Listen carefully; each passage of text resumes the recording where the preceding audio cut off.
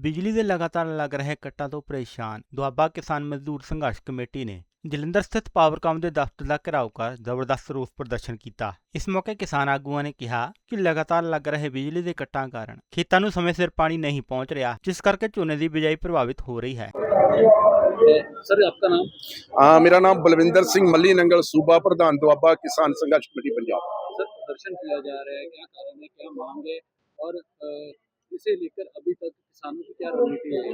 देखो, प्रदर्शन जो किया जा रहा है इसी टाइम में काम के दिन पूरे जोर पे है। किसान के पास सिर खुरकन की जगह नहीं है, एक टाइम नहीं है, एक भी टाइम नहीं सरकार के किसान के पास है। पर सरकार ने जो दावे किए थे कि पैडी सीजन चलेगा, हम 8 घंटे के दिन के टाइम में लाइट देंगे, बिल्कुल जड़े वो वादे खोखले हो चुके हैं। 10 रोज पहले इसने दिन का वाला लाइट रात को किया, कोई बात नहीं, हम रात को भी चला लेंगे। पर रात को करने के बाद ऐसा हालात पैदा कर दिया, इतना कट कर दिया, इतना कट कर दिया कि 8 घंटे वाली लाइट जी है वो 2 से 2.5 घंटे भी किसान को मिल रही है, जिस कारण किसान दुखी होकर आज हर जगह पर रोष प्रदर्शन कर रहा है। और थोड़े माध्यम राही सीएम साहब को बेनती करते हैं कि जल्दी से जल्दी जो लाइट का व्यवस्था है उसको कर लिया जाए, नहीं तो आने वाले दिनों में जो आंदोलन है इतना जबरदस्त हो जाएगा कि सरकार के सामने से बाहर हो जाएगा।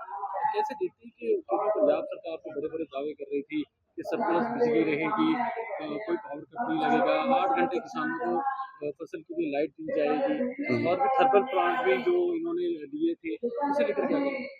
देखो, सरकार तो जब आई थी तो बोलती थी कि धरने नहीं लगेंगे, कहीं भी जब आई थी तो बोलती थी धरने नहीं लगेंगे, ना ही किसानों को धरना लाना पड़ेगा, ना मजदूरों को, मुलाजिमों। क्या किया इसने किसानों के साथ? अभी तक कलाड़ी भी उसका चुराई हुआ है। क्या बनाया हमारे बंदे साथ, हमारे साथियों के साथ? क्या हालत कर दिया, मजदूरों का क्या हाल किया इसने, मुलाजिमों के कितनी बार, अभी मुलाजिमों से क्या किया, यही बिजली बोर्ड के मुलाजिमों से क्या किया, कैसे हालात कर दिए। आज उसी कारण से थर्मल प्लांट तीनों बंद करके हड़ताल पर बैठे हुए हैं मुलाजिम। वो मुलाजिमों की बात सुनने के लिए तैयार नहीं है सरकार। ये सरकार उससे बैठ करके वेंट करे, वेंट करके उसका कोई ना कोई मसला हल सॉल्व निकाल करके थर्मल प्लांट चालू कराए और ये मसले का हल हो जाएगा। पर नहीं, ये डिक्टेटरशिप चलाना चाहती है सीएम साहब कि ऐसे ही दबके से ही, ध्यान से, धक्के से ही काम करवाएं। पर धक्के से काम नहीं चलता है। पंजाब के लोग हैं, पंजाब के लोग धक्का नहीं क्यों चलते।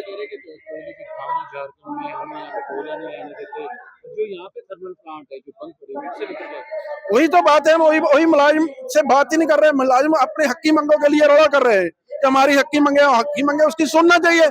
जो हक मनने वाली मांग है उसको मान करके उसको थर्मल प्लांट को चालू कराए, पर आपे हल हो जाएगा। पर लेकिन नहीं, सरकार इस बात को गंभीरता से ले रही है। आने वाले दिनों में बहुत भारी कटका हो जाएगा और सरकार को हालात सामने से बाहर हो जाएंगे।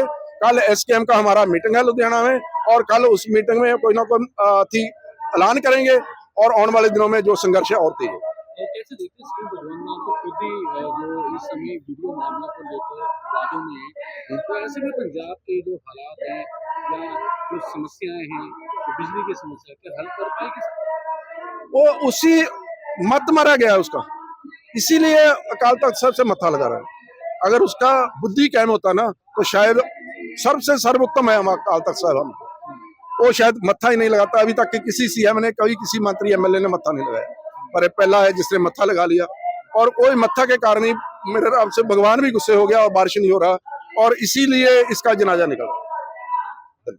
क्या मांगे थी इनकी जिनको लेकर प्रदर्शन किया गया? किसानों की पहली मांग ये है कि वो चाहते हैं कि उनकी 8 घंटे की सप्लाई और लगातार मिलनी चाहिए, ताकि उनके जो खेतों को पानी का बहाव प्रॉपर मिल सके। तो पंजाब सरकार ने कल से ही ये इंश्योर कर लिया है कि उनको कम से कम 7, साढ़े 7, 8 घंटे बिना कट के बिजली दी जाए, और हम उसमें सक्सेसफुल हैं। आज भी जितने ग्रुप चल रहे हैं उनमें 8 घंटे सप्लाई दी जा रही है।